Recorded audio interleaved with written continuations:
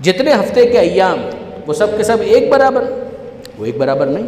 وہی آیت کیف فضلنا بعضهم علی بعض، ذرا دیکھو تو صحیح کہ ہم نے کیسے بعض کو بعض پر فضیلت دی ہے۔ منگل کے دن آپ نے ایک عبادت کی اور وہی عبادت آپ نے جمعے کے دن کی، کیا یہ دونوں برابر ہیں؟ یہ دونوں برابر تو نہیں۔ تو بظاہر اگر دیکھیں تو منگل اور جمعے میں کیا فرق ہے؟ سورج منگل کو بھی طلوع ہوتا ہے، سورج جمعے کو بھی طلوع ہوتا ہے، لیکن اگر آپ غور کیجئے تو منگل اور جمعے میں مانوی اعتبار سے فرق ہے۔ یہ فرق وہ نہیں ہے کہ جس کی وجہ سے آپ کا لباس تبدیل ہو جائے گا، سردی اور گرمی کا فرق نہیں ہے۔ یہ فرق وہ نہیں ہے کہ جس کی وجہ سے آپ کو پھول کھلے ہوئے نظر آ رہے ہیں یا خزاں کے اندر مرجھائے ہوئے پھول نظر آ رہے ہیں، وہ فرق نہیں ہے۔ پھر جمعے کے دن آپ کا لباس کیوں تبدیل ہو گیا؟ ایک خاص اہتمام سے آپ نے کیوں لباس پہنا؟ ایک خاص اہتمام سے آپ نے خوشبو کیوں لگائی؟ ایک خاص اہتمام سے آپ کیوں جا رہے ہیں مسجد کی طرف؟ تو آپ جواب دیں گے آج جمعے کا دن ہے۔ ہمیں فرق کیا پڑا؟ فرق کیا پڑا؟ آج موسم تبدیل ہو گیا؟ کہا نہیں، موسم تبدیل نہیں ہوا۔ مانوی اعتبار سے جمعے کا دن سید الایام، دنوں کا سردار ہے۔ منگل، بدھ، پیر، ان میں سے کوئی جمعے کے برابر نہیں آ سکتا۔ یہی رات کا معاملہ ہے، پیر کی رات، منگل کی رات، لیکن شب جمعہ یہ دعائے کمیل کیوں کھول لیا آپ نے؟ یہ زیارت وارثہ کیوں پڑھ رہے ہیں؟ آپ جواب دیں گے آج کی شب جمعہ ہے۔ تو اس کا مطلب یہ ہے کہ راتیں دن سب ایک برابر نہیں ہوتے۔ وہی عمل، عابد وہی، معبود وہی، میں کہوں عبادت بھی وہی۔ زیارت وارثہ میں تو عمل تبدیل ہو رہا ہے، نماز جمعہ میں تو ایک ایڈیشنل عمل آ رہا ہے۔ وہی عمل اگر آپ جمعے کے دن کر رہے ہیں ثواب اور ہے۔ فرق کیا ہے؟ کہ دن بدل گیا، نہ عابد بدلا، نہ معبود بدلا، نہ عبادت بدلی، بس دن بدل گیا، زمانہ بدل گیا، جس کی وجہ سے ثواب میں اضافہ ہو گیا، قبولیت کا امکان بڑھ گیا۔ اب میں آپ سے پوچھتا ہوں، مجھے بتائیے جس طرح سے یہ ہفتے کا معاملہ ہے، کیا ایسا ہی معاملہ مہینوں کا بھی ہے؟ جی ہاں، بالکل یہی معاملہ مہینوں کا بھی ہے۔ پروردگار عالم نے ہر 2 مہینوں کو ایک برابر نہیں رکھا۔ کیف فضلنا بعضهم علی بعض، ذرا دیکھو تو صحیح ہم نے کیسے بعض کو بعض پر فضیلت دی ہے، ہم نے سب کو ایک برابر نہیں رکھا۔ میں آپ سے پوچھتا ہوں، ابھی جو مہینہ آنے والا ہے ماہ رمضان، اس کے بارے میں کیا خیال ہے؟ کیا یہ ماہ رمضان عام مہینوں جیسا ہے؟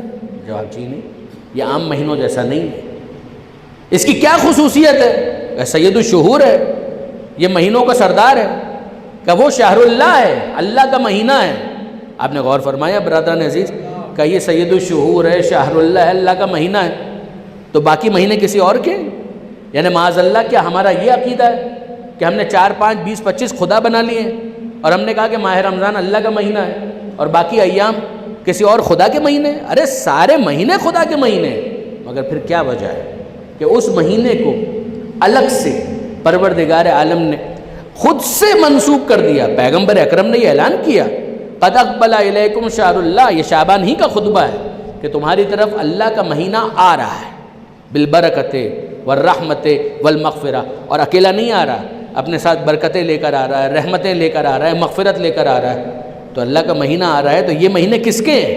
کہ یہ بھی اللہ ہی کے مہینے ہیں، مگر پروردگار عالم کی طرف سے یہ انتظام اور اہتمام ہے کہ جس طرح سے اس نے زمینوں میں فرق رکھ کے مختلف زمینوں کو اپنے دسترخوان رحمت کے طور پر پیش کیا ہے، اسی طریقے سے اس نے زمانوں میں فرق رکھ کے مختلف زمانوں کو اپنے دسترخوان رحمت کے طور پر پیش کیا ہے کہ ان زمانوں سے استفادہ کرو۔ شعبان کا مہینہ اس سے پہلے ہے، رجب کا مہینہ اس سے پہلے ہے، یہ تینوں مہینے مل کر ایک الگ تاثیر رکھتے ہیں۔ ذرا غور فرمائیے گا برادران عزیز، یعنی وہ جو اہمیت زمانے کی ہے رحمت کے عنوان سے، ہم اس میں رجب میں داخل ہو چکے۔ رجب سے پہلے کے مہینے ان کی وہ اہمیت نہیں ہے جو رجب کی اہمیت ہے، شعبان کی اہمیت اور پھر ماہ رمضان کی اہمیت، اور اسی وجہ سے آپ نسبتوں کا فرق بھی دیکھیں گے۔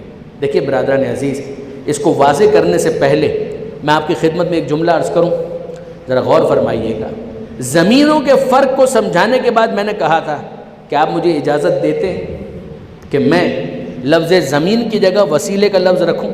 میں اسی طرح سے آپ سے چاہتا ہوں کہ آپ مجھے اجازت دیتے ہیں کہ میں زمانے کی جگہ پر وسیلے کا لفظ رکھوں، کہ پروردگار عالم نے جس طرح سے زمینوں میں سے بعض زمینوں کو منتخب کر کے وسیلہ بنایا، اسی طریقے سے پروردگار نے زمانوں میں سے بعض زمانوں کو منتخب کر کے وسیلہ قرار دیا۔ اب میرا سوال صرف اتنا ہے کہ وہ خدا جو زمان کو وسیلہ بنا سکتا ہے، وہ صاحب الزمان کو وسیلہ کیوں نہیں بنا سکتا؟ جب وہ زمانے کو وسیلہ بناتا ہے تو اعتراض نہیں ہوتا، تو صاحب الزمان کو وسیلہ بنائے تو اعتراض کیا ہو سکتا ہے؟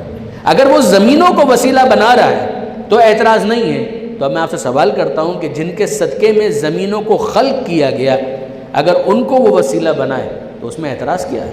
یہ وہی جملہ ہے کہ جو آپ حدیث کسا کے اندر پڑھتے بھی ہیں پیغمبر اکرم کے حوالے سے، تو برادران اسلامی کے پاس بھی یہ جملہ موجود ہے کہ لولاک لما خلقت الافلاک، اے حبیب اگر آپ نہ ہوتے تو میں کائنات میں کچھ بھی پیدا نہ کرتا۔ اور حدیث کسا کے اندر ہم یہ پڑھتے ہیں جو مجھے بہت پسند ہے کہ انی ما خلقت سماء مبنیہ ولا ارضا مدحیہ ولا قمرا منیرا ولا شمسا مضیہ ولا فلکا یدور ولا بحرا یجری ولا فلکا یسری الا فی محبت ہؤلاء الخمسہ الذین ہم تحت الکسا۔ اے ملائکہ، اے ساکنان عرش، میری بات سنو اور غور سے سنو۔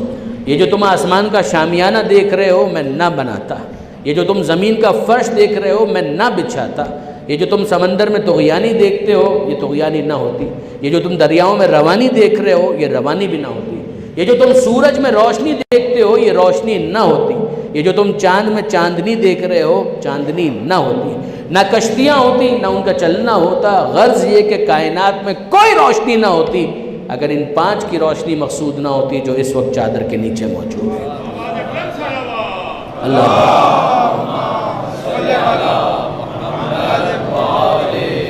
آپ نے غور فرمایا برادران عزیز، انصافاً آپ اس رخ سے غور کیجئے، یہ وسیلے کا جو فلسفہ ہے یہ بالکل واضح ہو جاتا ہے۔ ہم نے کیا مانا؟ جب ہم مسجد میں آئے تو ہم نے مسجد کو خدا نہیں مانا، بیت اللہ مانا۔ جب ہم ماہ رمضان میں داخل ہوئے ہم نے ماہ رمضان کو اللہ نہیں مانا، ہم نے ماہ رمضان کہا، شہر اللہ، اللہ کا مہینہ۔